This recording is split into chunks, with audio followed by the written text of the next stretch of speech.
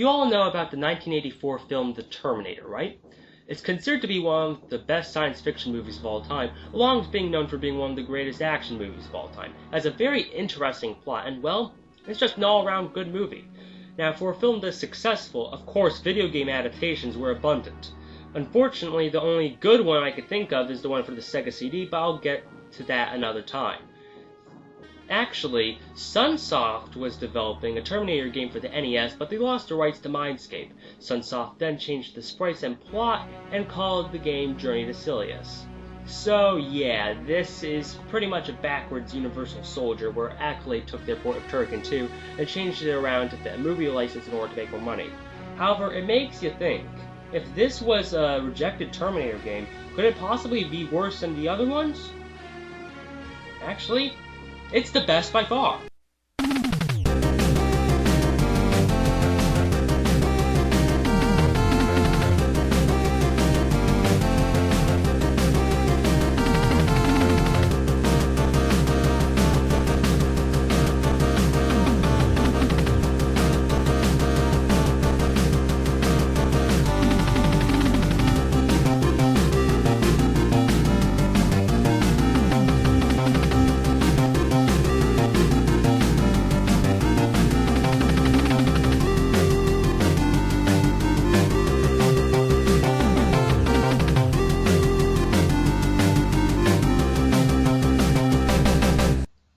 On a presentation level, this game is simply amazing.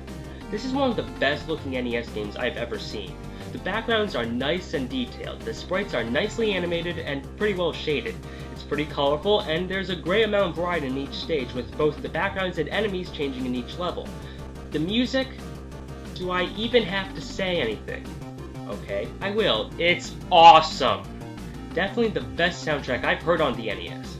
I don't even plan this out, I just keep running into overlooked games with awesome soundtracks. I mean, just listen to the music from Stage 3.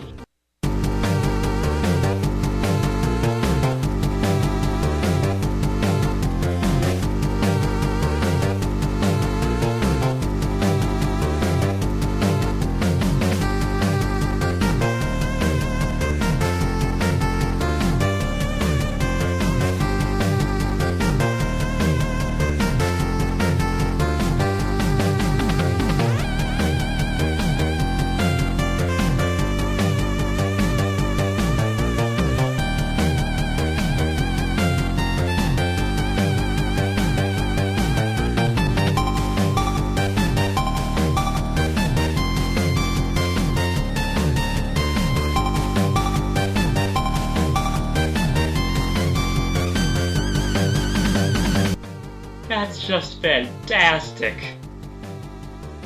This game has one of the only soundtracks where I've gone and remixed almost every song from memory. It's just that good. This all takes place in the year 373 in the new Space Age calendar. Because the human population is expanding at a frightening rate, people are now leaving Earth and moving to space colonies. Unfortunately, an explosion took place on one of them, destroying all of the project data and killing off the research team. You play as Jay McRae, whose father was one of the main people responsible for the space colony's development. His father's death was announced to be an accident, but Jay finds a floppy disk in his room that proves otherwise. Yeah, you heard me right, a floppy disk. Maybe Commodore is ruling the computer scene once more, I don't know. Anyway, it turns out that terrorists are behind this, and Jay vows to avenge his father's death. Then the game starts up.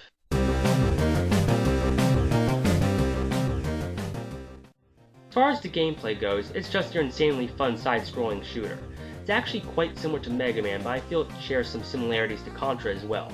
And even though this one came out several years later, it also reminds me of the opening stages from Rendering Ranger R². There are 5 stages, and in each one of them you have to progress to the end, defeat a mini-boss, collect the weapon it leaves behind, and then fight the stage boss. Pretty standard, but still very enjoyable. The levels themselves are actually very big, though it has a very linear structure, so I wouldn't compare it to Turrican in that regard. As I said before, each stage has new enemies you need to face, so even in the later stages, you still need to observe enemy patterns and determine the best way to dodge their attacks and take them down. In total there are 6 weapons, and unfortunately, all of them share the same energy meter, not like in Mega Man where you have separate energy meters for each weapon. but thankfully the handgun, the default weapon, doesn't drain any energy and you can use that as much as you want. There's also the shotgun, machine gun, homing missile, laser rifle, and grenade launcher. However, in the end, I recommend saving those weapons for the boss fights and using the handgun with the turbo control. Thankfully, I'm using an FC Twin to play this game, so I don't have to worry about not having turbo control, which definitely makes things easier. Like any game, it has its issues. There's some cheap level design here and there, but thankfully it's rather minimal. The thing that annoys me the most in this game is how after you beat a boss, you are immobilized until the next stage starts. Now, while you're frozen, the boss can deliver a final shot, and these bosses can be really difficult. So there's definitely a possibility that you'll die after beating the boss, and you'll have to beat him all over again, which has happened to me a few times. It's pretty irritating, actually. Whatever. Other than that, it's a fantastic game, and it's definitely worth playing. Hell, I'll even put in a link in the description so you can play this game in your browser. To be honest, I feel that this game is really overlooked, and I strongly recommend trying it as a result. If you liked what you saw, you should enjoy it. That's all, and I'll see you next time.